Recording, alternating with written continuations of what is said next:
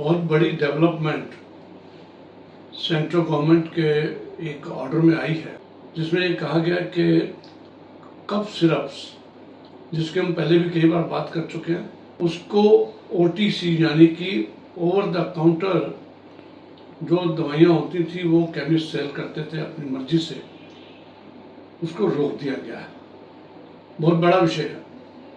पीछे हमने देखा कि इंडिया की एक्सपोर्ट वाली कफ सिरप जो थी, उसकी वजह से यूरोप और देशों में कई बच्चों को नुकसान हुआ, इवन डेथ हुई।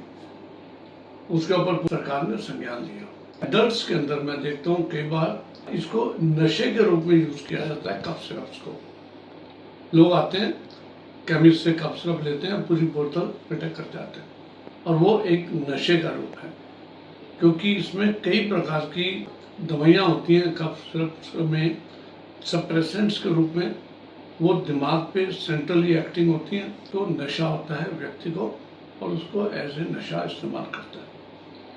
अब सेंट्रल गवर्नमेंट ने कहा है कि बिना डॉक्टर की प्रिस्क्रिप्शन के कोई भी कफ सिरप मार्केट में नहीं बेचा जाएगा।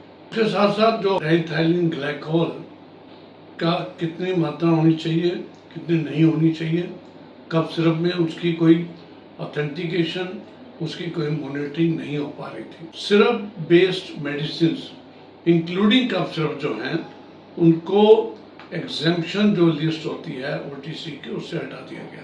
कफ सिरप को अब रेस्ट्रिक्टेड किया गया केवल लाइसेंस्ड फार्मेसीज के अंदर, और इससे ये हो गया कि अनरिस्ट्रिक्टेड जो कफ सिरप बिकते थे, चाहे वो बच्चे हों या बड़े हों, उन दोनों के लिए इस ऑर्डर से कंट्रोल और लगाम लगा दी गई है। तो ये ऑफिशियली इसको कल इशू किया गया।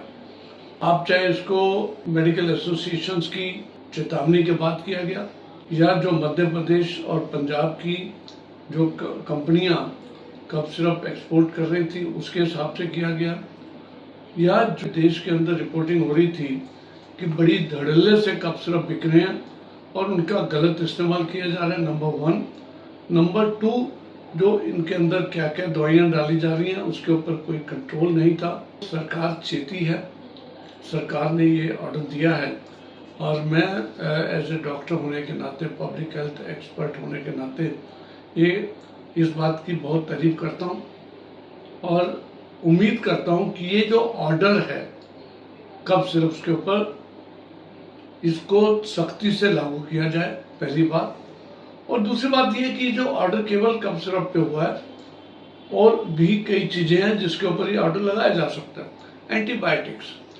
एंटीबायोटिक्स की सेल पूरे देश के अंदर हर केमिस्ट जो है हर पेशेंट को धड़ल्ले से दे रहा है, बिना प्रिस्क्रिप्शन के दे रहा है, जबकि हमें पता है कि इसकी वजह से जो माइक्रोबियल रेजिस्टेंस है वो बहुत ज़्यादा हो रही है, दवाइयों की इफेक्टिविटी कम हो रही है, एंटीबायोटिक्स का मिसयूज हो रहा है, प्रॉपर डोसेज ना मिलने की वजह से, प्रॉपर टाइम के लिए ना मिलने की वजह से, और प्रॉपर उसका यूज़ ना होने की वजह से जितने एंटीबायोटिक्स हैं उनका असर कम हो रहा है, उसकी रेजिस्टेंस बनती जा रही है, और पूरा विश्व जो है इंडिया को चेतावनी दे रहा है बार बार, एंटीबायोटिक्स हैं, इसको कंट्रोल कीजिए, नहीं तो इसकी पूरी की पूरी दूरगामी असर बहुत खराब हो रहे हैं। तो साथियों, एक तरफ तो मैं तारीफ करता हूँ सरकार की कफ सिरप्स और बाकी सिरप्स के ऊपर इन्होंने जो कंट्रोल करने की बात की, लेकिन उसके ऊपर निगरानी भी रखनी पड़ेगी। आपको देखना पड़ेगा कि केमिस्ट बेचें या ना बेचें। और दूसरा ये कि हमारी जो फार्मास्यूटिकल कंपनीज हैं, या जो हमारी उनको सरकार जो कंट्रोल करती है, बाकी दवाइयाँ भी, इवन पेन किलर्स हैं, शुगर की दवाइयाँ, ब्लड प्रेशर की दवाइयाँ, साइकेट्रिक दवाइयाँ जितनी भी हैं और एंटीबायोटिक्स हैं, उनके ऊपर भी कंट्रोल करना चाहिए। बहुत बहुत धन्यवाद। नमस्कार।